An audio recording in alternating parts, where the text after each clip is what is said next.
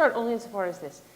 I had had, a relationship with Chicago Humanities Festival in that several Steppenwolf people have done panels in the past.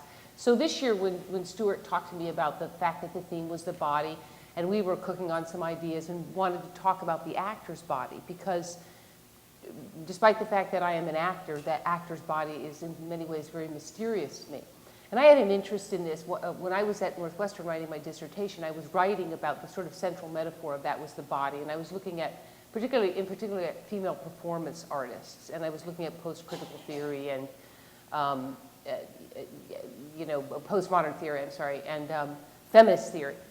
And one of the books that I used in thinking about that was Joe's book, which was called The Player's Passion. And in that book, he examines the ways in which various paradigms gathered, would you say principally from the sciences maybe, help inform the language that we've used about what goes on in the actor's body. The basic idea is what we know determines what we see. Yeah, which maybe I'm interested in talking about how the contemporary paradigm about might be affecting the actor, the language we use around the actor's body. But in any case, so I thought, my golly, there's nobody better to talk about what's historically has happened relative to the actor's body, and just a deep inquisitive mind about the act of performance in theater. And I thought, Joe, and he very kindly agreed to do it. So I'm going to let Joe launch. Well, thank you, Martha. This is actually, since we're on full disclosure mode, I have to confess that although I'm always grateful for the chance to come back to my hometown, I'm really here so that I can talk to Martha about actors and the art of acting. There are questions that I've been wanting to ask her for years, and this is my big chance. So thank you, Judith, for that introduction. Thanks to the festival for having us and giving us this opportunity, and thanks to all of you for coming out. We hope to get to your questions today as well, but there are a few things that we probably should talk about because it's such an exciting topic, and one that's so pertinent to Chicago, which has such a vibrant theater and so many wonderful actors that I know you enjoy their work at Steppenwolf and elsewhere. The first thing that I want to say, and I indeed insist that Martha jump in at any point, even when I'm not asking her one of my questions. But the first thing that I really wanted to say, and it comes not only from the heart, but as we say, from the toes, and that is, acting is an art, and it isn't always appreciated fully as such. By saying that, I mean we have a very sophisticated art criticism in a deep art historical tradition. We have a musicology that is extensive. We have dramaturgy, looking at playwriting as an art historically and thematically, conceptually. But as far as the actor's art is concerned, though we have wonderful treatises and ideas here and there, there's nothing like the consistent sense of acting as an art. Often, you will read that it is somehow less than a creative art, it's an interpretive art. I reject that idea because the actor is a creator. The actor or actress creates a role, and that's a deep and profound accomplishment to which the body is a principal instrument. And that's something I feel very deeply about as I lecture to my students either in the School of Drama at Yale or to my undergraduates in Yale College. I have an exercise that I try out at the beginning of the semester. I'll try it out here, but I won't call on anyone. What I do is I just throw out a name like Michelangelo or Beethoven, and drawing on the collective resources of the students, we can pretty much reconstruct the career highlights of both of those world historical artists. I just put it on the board, and we get it pretty much nailed from the early concerti of Beethoven to the late quartets, and in Michelangelo, painter turned sculptor, to the dying slaves. But then I say, and we can do Duke Ellington too, which is a good thing. But then I say David Garrick, silence. Edmund Kean. Maybe someone can remember that Coleridge remarked that watching Kean play Shakespeare was like reading Shakespeare by flashes of lightning. But that's about as far as we can go. Rochelle, Eleanor Aduza, Sarah Bernhardt, all the actors who were shaping forces in their culture at their time and somehow epitomized the cultures of their time. They were, as Shakespeare says, abstract and brief chronicles of the time. It was as if culture flowed through them as a conduit of expression. And somehow we've lost touch with that, even, or I should say most particularly, among theater students, which is a situation I try to amend as vigorously and as often as I can. So it's the history of acting and the actor's body as understood in various times, because how we understand it shapes what we think about what the art of acting is. That is, everyone is convinced in every age that their actors are natural. The Greeks thought that, the Middle Ages thought that, the Restoration in the 18th century thought it, and we think it. But it looks very different from age to age, what natural constitutes. So that's a fundamental question to which we might return. But really the place I want to start is right here. I've seen in my lifetime maybe 12 or 13 different productions of The Winter's Tale by Shakespeare. I have never seen a Hermione more beautifully acted than that acted by Martha Lavey at the Goodman Theater in 1990, directed by Frank Galati. It's a definitive performance. I saw Judi Dench, and she was great, but it wasn't as good as Martha Lavey. Very kind. Thank you. So the question I want to pose is, how do you do that? And not just in the techniques, but in the depths of it, the thought, the spontaneity of it, a play that you'd rehearsed for a long time, and I know worked hard on, but it was as if the words were coming from you the first time, so that you prepared for the moment, which to me is one of the most sublime moments in Shakespeare, when Leontes, who has banished his wife and caused the death of his son and the apparent death of his daughter, she's been sent off and is presumed dead. She comes back later on wonderfully and beautifully, and banished his wife and led to her apparent death. But in the last scene, Hermione appears as a statue, and Leontes, in his grief and guilt, comes to the statue and in a way just begs for forgiveness. But the moment I'm speaking of, he reaches up and he notices how lifelike this statue is. And of course, it's really Hermione posing as the statue. And he touches her and he says, "She's warm."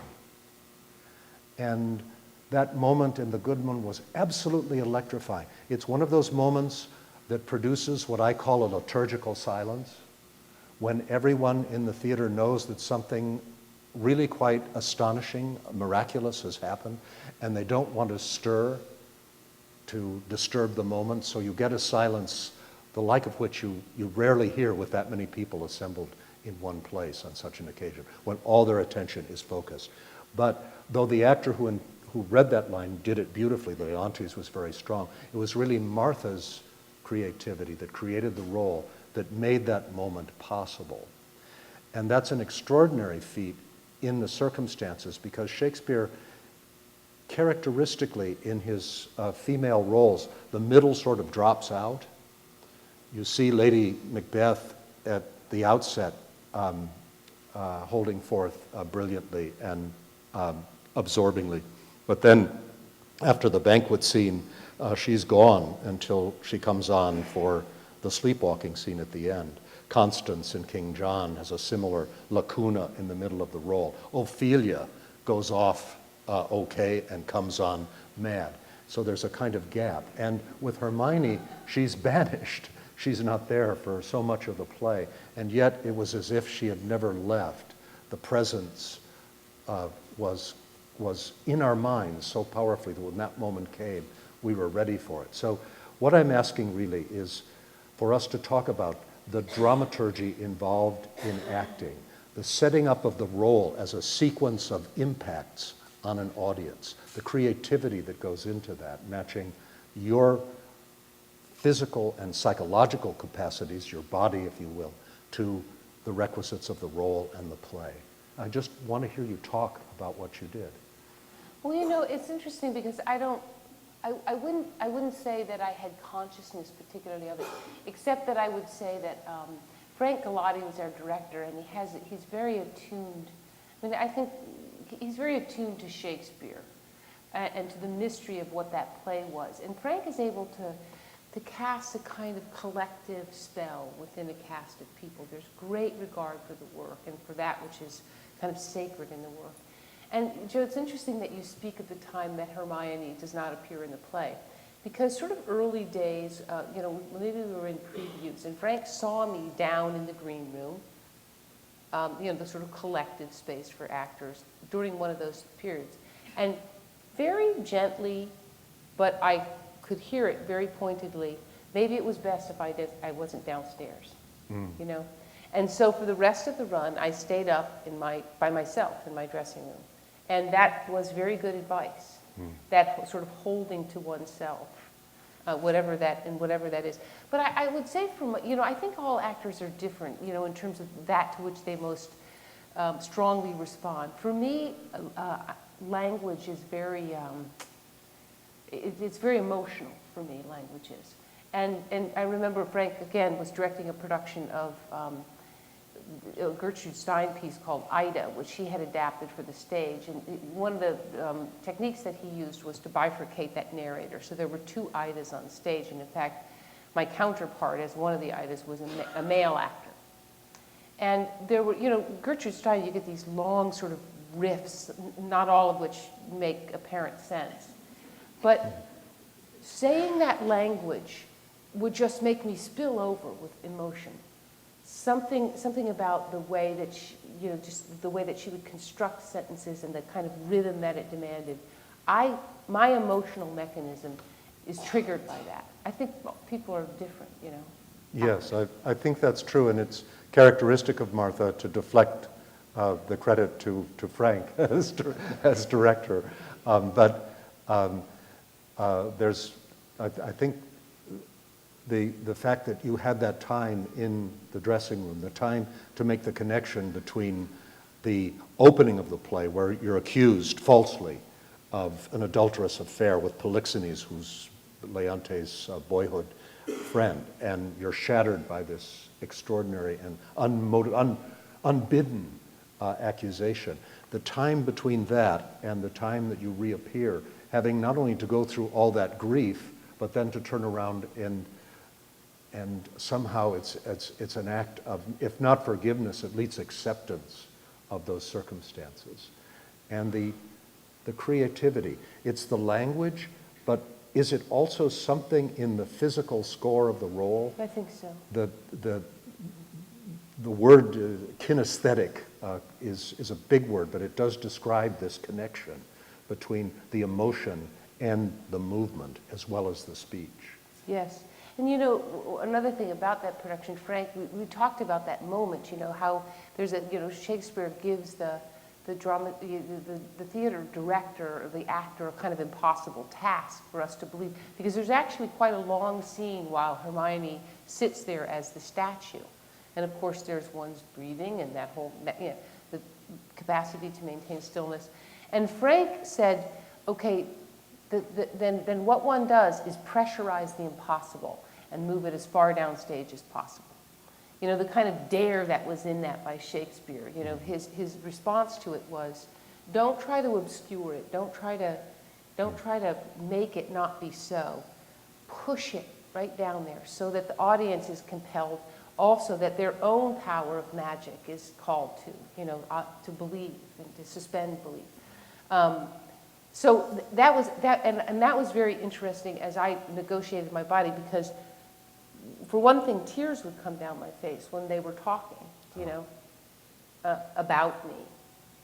just because it was such a heightened moment, you know. Well, there it is. That ligature. It's a connection. It's legato, the Yeah. connecting of one part to the other that isn't given in the text, but had to be given by you as the actress. There's something that you mentioned that I'd like to follow up on, if you'd be willing, and that's that capacity to stir in the audience like emotion. Not everyone has this capacity. In what I've written about it, I speak of actors as abnormally interesting people. And part of what I meant by that is just what you were describing, that power to evoke an empathetic response in an audience. I don't know precisely how to pose that question, but I'd love to hear your thoughts about it. You know, this is not a claim in any way that I would make for myself, because I don't think it's so. But yes, I watch the people whom I know who are actors and whom I admire a great deal. And I don't know what it is, Joe, right? Because well, first of all, there are some actors who on stage, they kind of, your eye must follow them, who in life don't have that kind of glow at all. You know, I think of someone like Amy Morton, who is a member of our company, and I'm sure a number of you have seen her. Right? And Amy is one of those people who she gets on stage and she's beautifully compelling. Amy can disappear in a room. You know, she really can, and she's quite shy, or not shy, she doesn't feel any obligation to chit-chat, which can be very unsettling to the people around her, because she has a lot of personal authority, you know. And then I think of people like John Malkovich, whom I've known for, for 30 years. John, before he was ever famous, he was an it person. Like, Joe's written this wonderful book called It. And he does it, well, I'd love him to talk a little bit about that, but just this quality of the abnormally interesting person. And John, you know, a lot of you have known him, he was ever thus, do you know? And you kind of knew, okay, that guy's going to be a star. I want to talk more about that, but there's something that your remark just triggered that I do want to share, because it doesn't define the quality that the bird we're trying to catch in our net here, but it describes it as eloquently as any passage I know, and I think it's germane to the question. This is actually a letter written by George Bernard Shaw to Mrs. Patrick Campbell, and the circumstance was they had a bit of a tiff in rehearsal for Pygmalion, a role that Shaw wrote for Mrs. Patrick Campbell expressly, and she had, in stalking out of rehearsal, said, "What do you want of me?" And this is what Shaw wrote to her: "I want my virgin mother enthroned in heaven. Yeah. I want my Italian peasant woman. I want my rapscallionly fellow vagabond. I want my dark lady. I want my angel. I want my tempter. I want the lighter of my 7 lamps of beauty, honor, laughter, music, love, life, and immortality. I want my inspiration, my folly, my happiness, my divinity, my madness, my selfishness, my final sanity and sanctification, my transfiguration, my purification, my light across the sea, my palm across the desert, my garden of lovely flowers, my million nameless joys, my day's wage, my night's dream, my darling, and my star." Right. No problem. Coming right up. And because she was Mrs. Pat, he got it. Eliza Doolittle is one of the greatest roles ever written for an actress, and perfect for Mrs. Pat, even though she was just shy of 50 when she played it. Wow. And Eliza's supposed to be 18. But there was something in Mrs. Patrick Campbell acting that part, written for her, that was so magical that just the body alone as an external shell did not impede that creativity. And yet the body was there. The magic created in that role was a physical one. Mrs. Pat was a very physical Eliza Doolittle, emphatic. What is that quality? Well, I have a question, Joe, if you don't mind, maybe this is a detour, but when you speak of age, and we know that there is a distinction for actors between working in film, let's say, and on the stage. And the stage is a lot more permitting of age. Yeah. Aside from the fact that, the camera is so close to the actor, why do you think, why? I mean, why is the screen necessarily the venue for the young? I mean, and why does the stage permit actors to, even as you're saying, when that person is not at all near to the age of the character she's playing, yeah, somehow it's convincing? Well, I don't know. I'll try something out and see what you think, and others may want to join in this when it's time for questions. I think it has something to do with the nature of cinema as a medium and all its mediated children in video and high def and the rest. I think it's because the nature of cinema is to occupy a place in our consciousness that shuts down certain imaginative possibilities of relationship to the action, to what's happening. Because the camera, it's not only that it's close, it's that it controls every movement. And in the theater, you have a much wider range of possibility. Hence, Shakespeare, in the prologue to Henry V, is calling on the audience, on your imaginary forces, let us work. Yeah. You supply the thousands of horses at the Battle of Agincourt. We don't have to do that. One man with a pike in his hand can represent a whole army. You supply that. And while cinema can have various levels of stylization, it doesn't tend very often to go there. Its conventions are so pervasively naturalistic as a rule. Not that naturalism isn't a style, but it's also that overwhelming control over the perception of the audience. That's Yeah. my thought. What do you think? I don't know. I want you to talk more about some of the stuff that you've written about.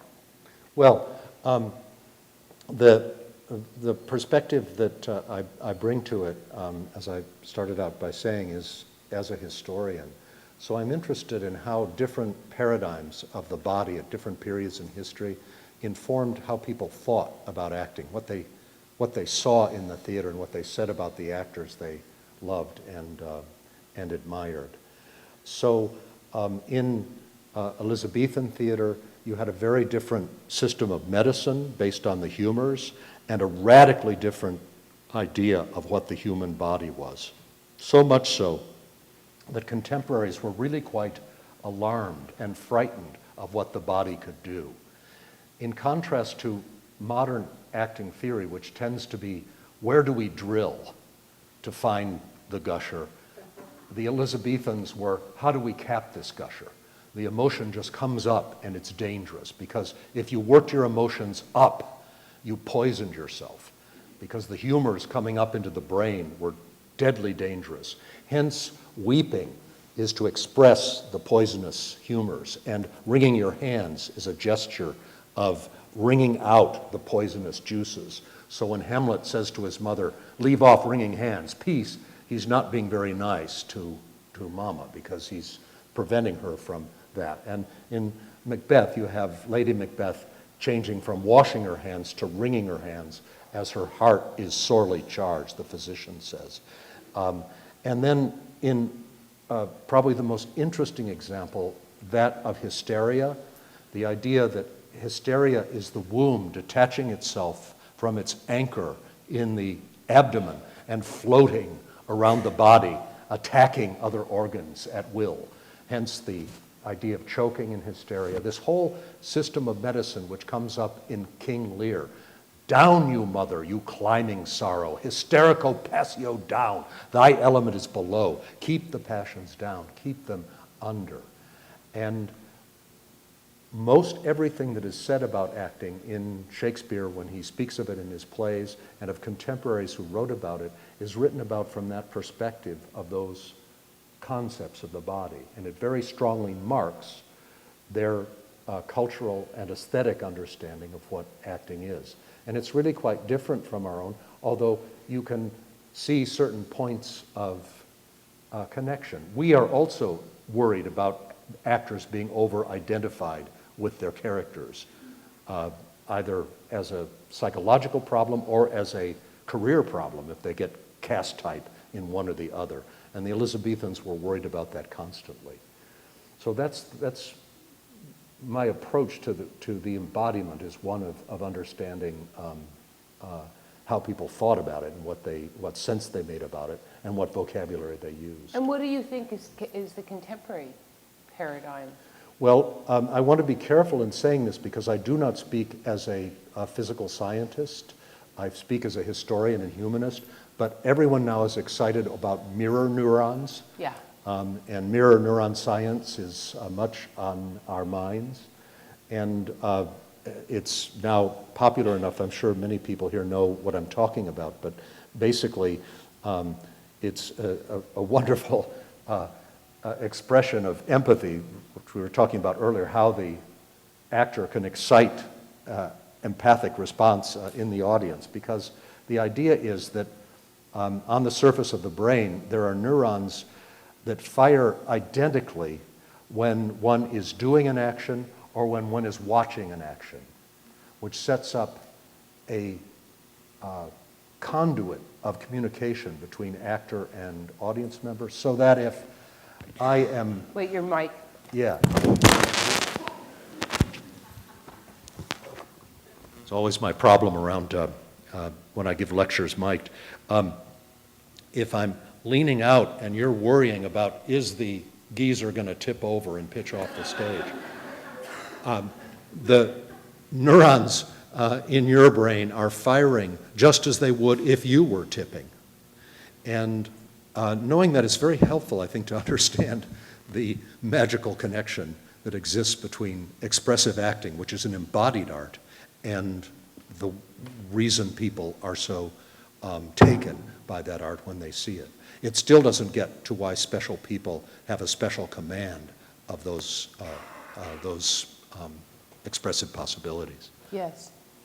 You know, one of the things that I'm more conscious of as I get older and act less frequently because, you know, because of my responsibilities as an artistic director, is first of all a greater appreciation for acting, and certainly a tremendous regard for my fellow actors who are middle-aged, because one of the, you know, really the big challenges about acting is that as one grows older, one feels, gosh, the emotional, psychological life that I have is richer. So that's a tremendous resource that I can bring to this endeavor.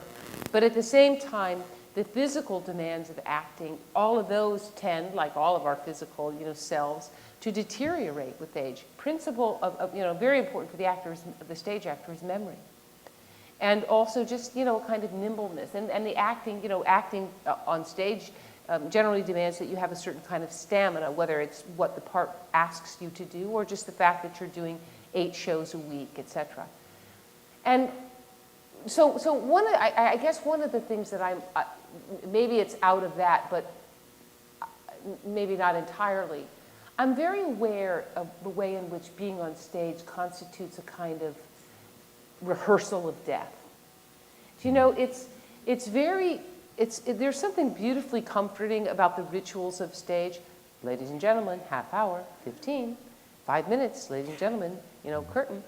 And you kind of go, your body goes through this ritual every single night. And it's peculiar because you step out onto stage.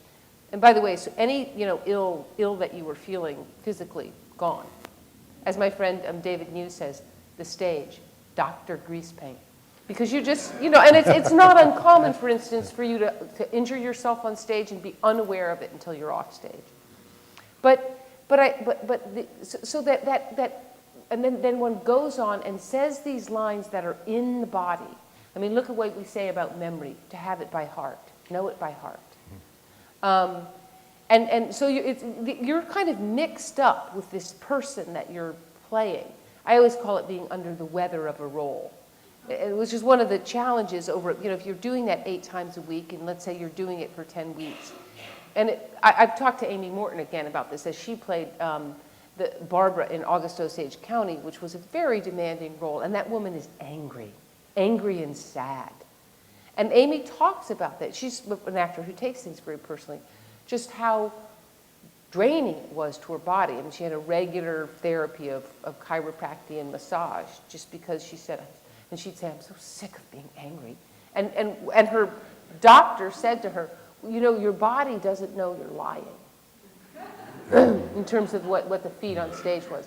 But that fact of kind of inhabiting the role, and these are lines that you know, and yet it feels, if one is tuned, it feels like for the first time, and then it's over for the night to be refreshing. There's something about that cycle that really does feel like, well, it puts me very in touch with the kind of Sisyphusian nature of our own existence, do you know? Do you ever get up in the morning and think, me again? And you watch yourself go through your little, in my case, hamster-like routines.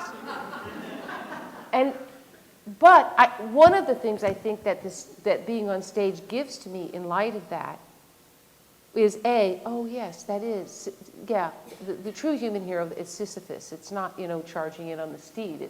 It's this. But there's something about acting that gives me the opportunity to experience that as a kind of grace. Do you know? To light up, let it go quiet, and I feel it. I feel spiritually fed by it. It's beautifully seen and beautifully said. There's an expression, the theater dies every night. And you've just explained how that works and why it's important. Because in a way, performance is about 2 things. It's about disappearance. Yes. And then it's about reappearance. And they sort of have to be there together to make a work. Yes. Yes, and also, I'm sure you as audience members experience, I think if a play is good and well acted, you have a very vivid sense of what you can't see. Where is that they're going, and what forces that? So the sense, but that absence presence that you're talking about. It's even funny, Joe, about the theater dying every night. Of course, what's left on stage is called the ghost light. Yes, that's right. And of course, in a more combative way, you have the audience, when actors speak in the green room of the audience, it's either we're dying out there if it's not going well, or we're knocking them dead if it's going well. So it's as if one party, the performers or the audience, isn't going to leave the theater alive. Right, and the other, something I know too, at the end of a performance, we have the audience, and then inevitably, as we're walking off stage, the actors are like, they were really good tonight. Or man, they were so stingy. So in other words, we're evaluating your performance. Speaking about the mirror neurons. Yeah, really. Well, speaking of the audience, I hope that some of you have some thoughts to share and questions for us. Yes. There's a microphone here, and if you have your question, is this the only mic? No, there's here. There are 2, yeah. If just come on down, don't be shy. I'm not shy,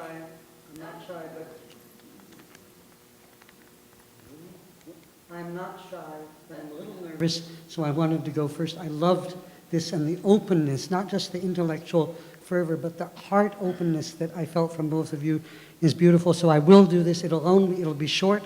My question, 5 lines came to me while you were talking. I'm going to sing it, and it's a question, and it'll be short. Okay. And it's about theater, and you'll see. I'm not sure how to go. Don't know what the melody will be or exactly how it goes like this. The Dionysus curse, the Dionysus kiss. What is this? It's the body torn apart, torn asunder, torn apart. It's the reborn heart. It's the reborn heart. The ritual behind and before the mask. The question to ask. The question to ask. How can each breath be birth and death?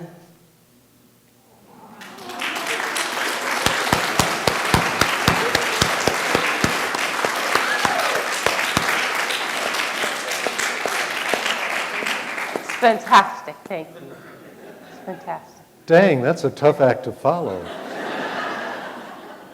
Yes? I wondered if you'd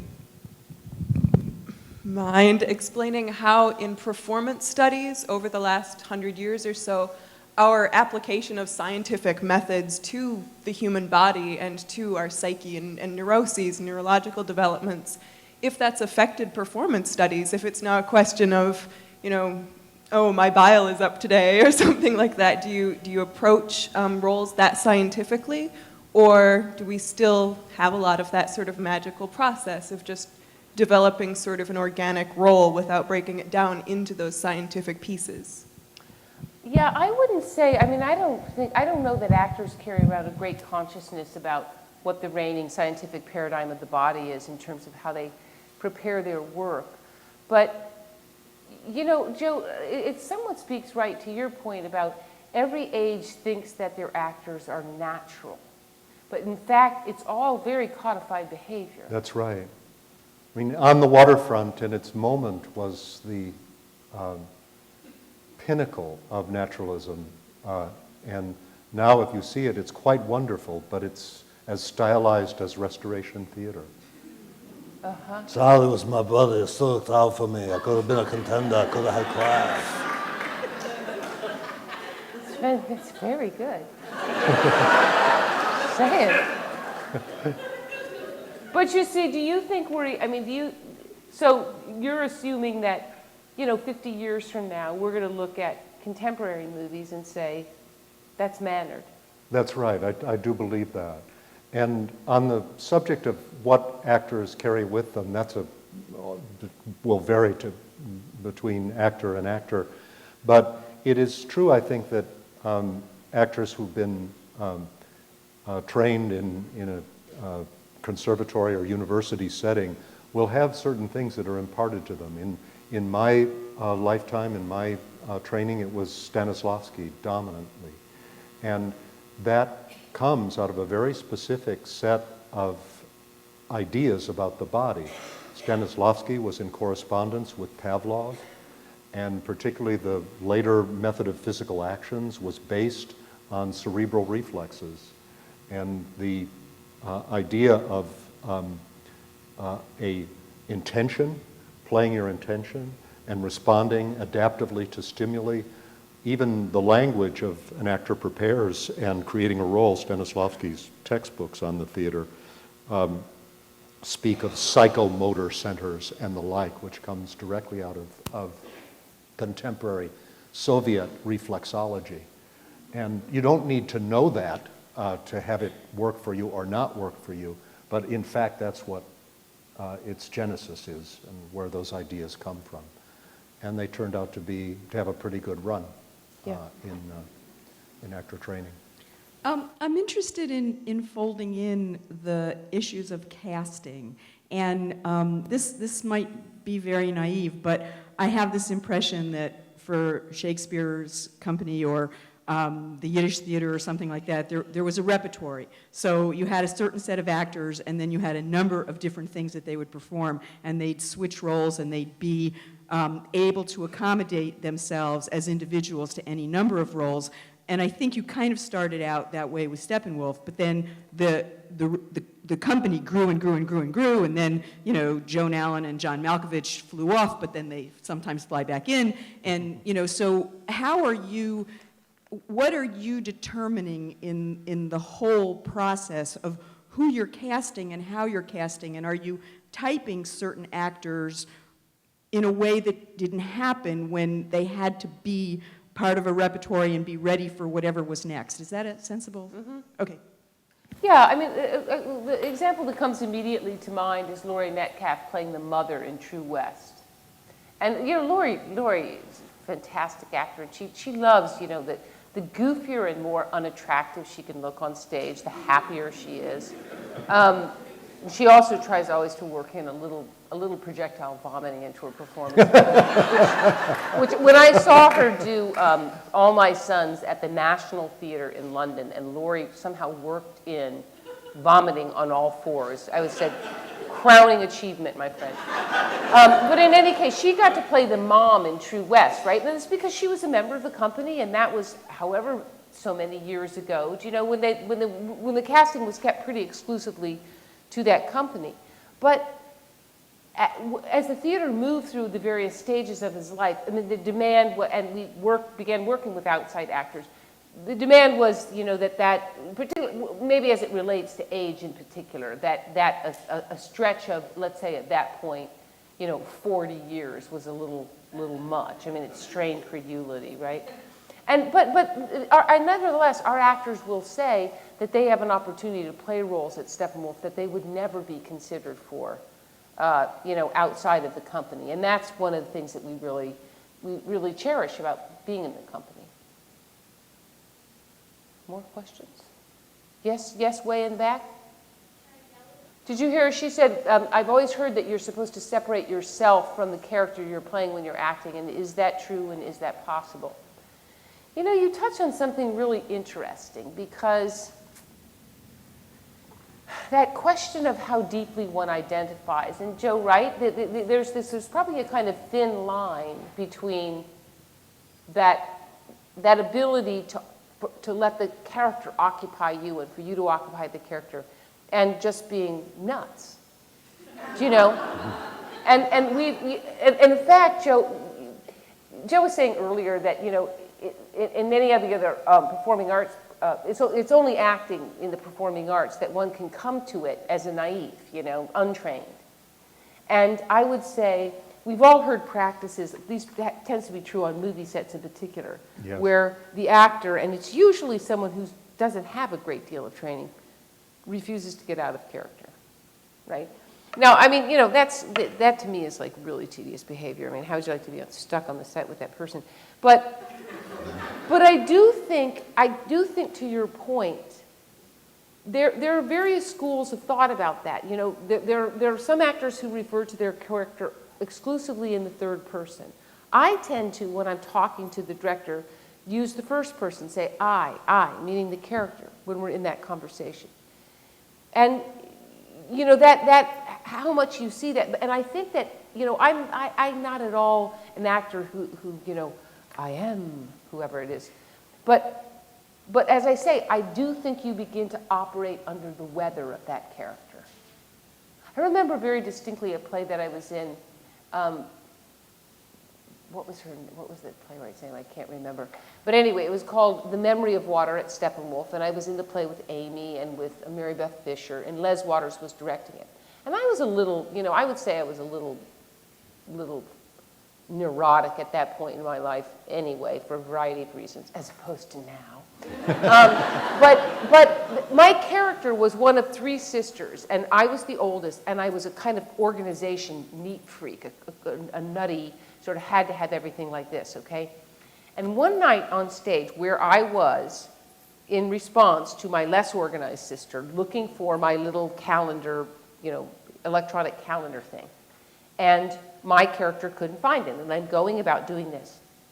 And in this state of kind of agitation, I lost my lines.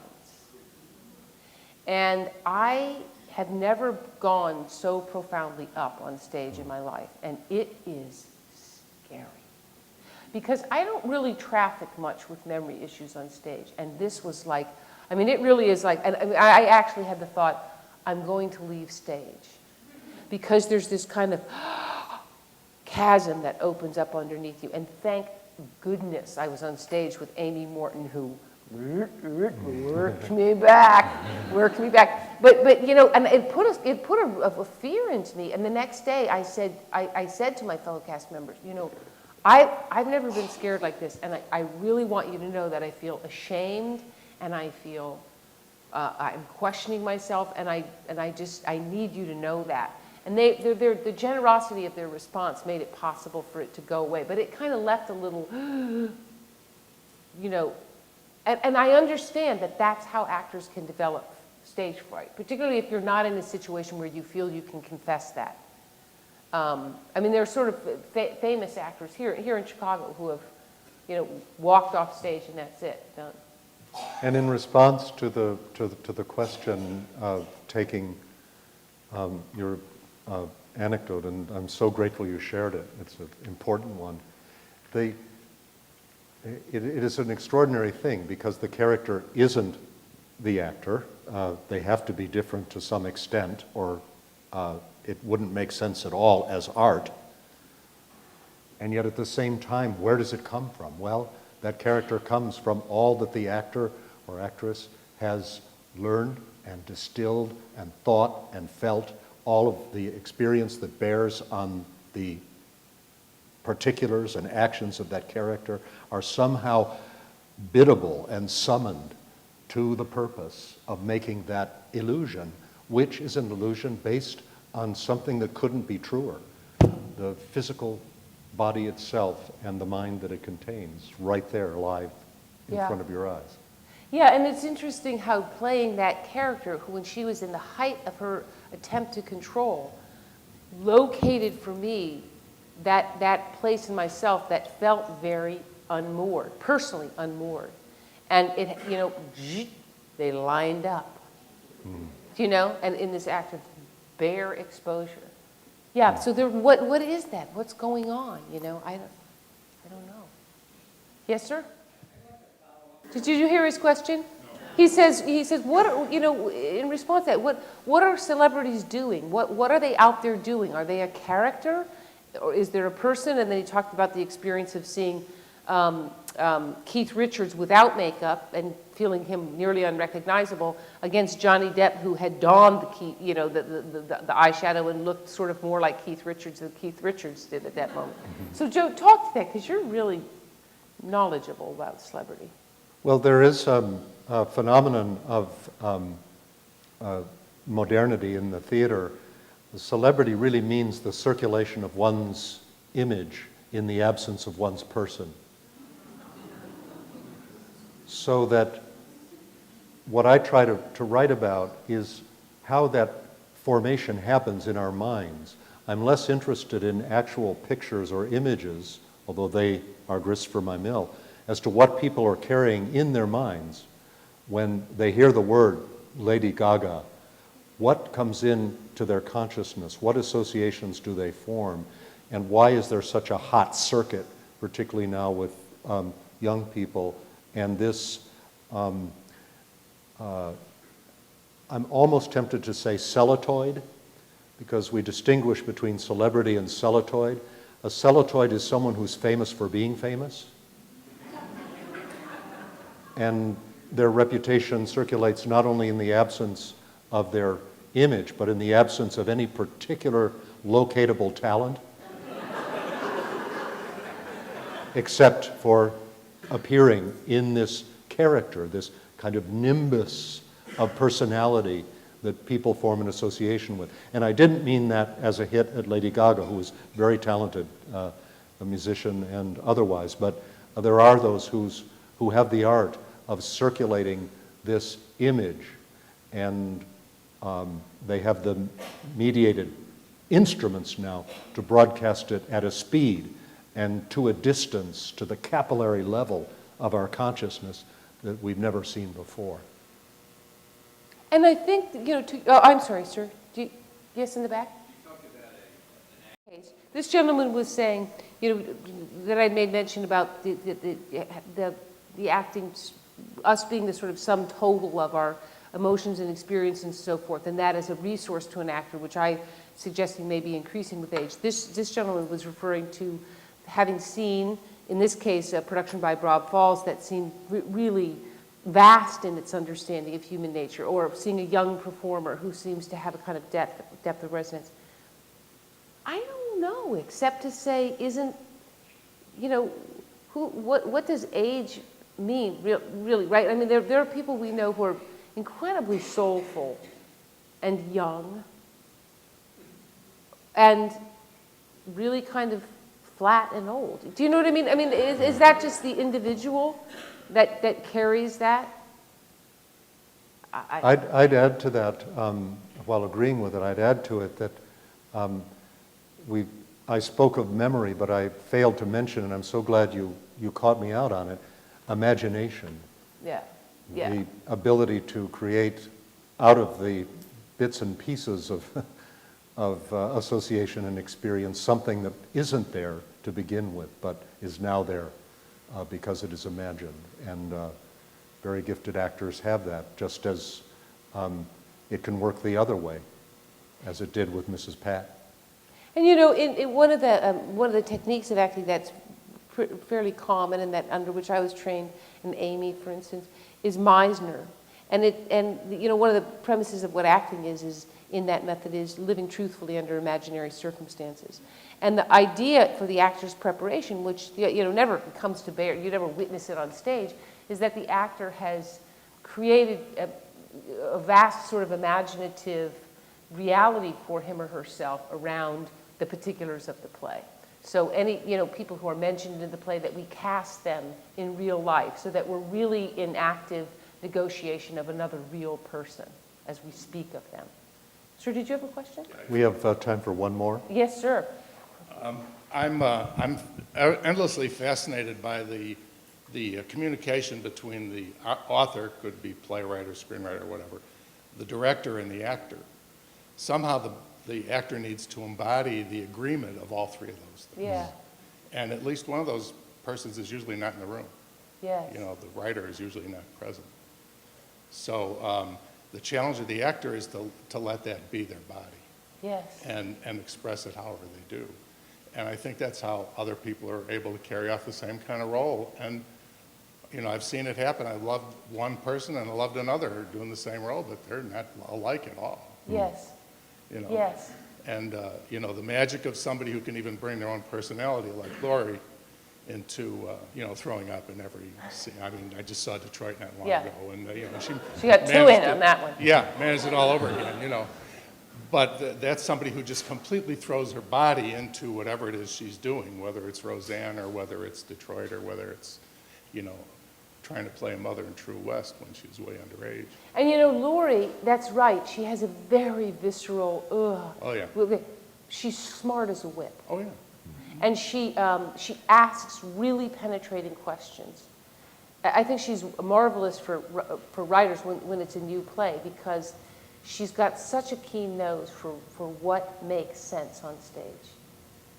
So I think the person that puts on the role of the actor needs to be authentic. They need to let themselves be who they are. Yeah.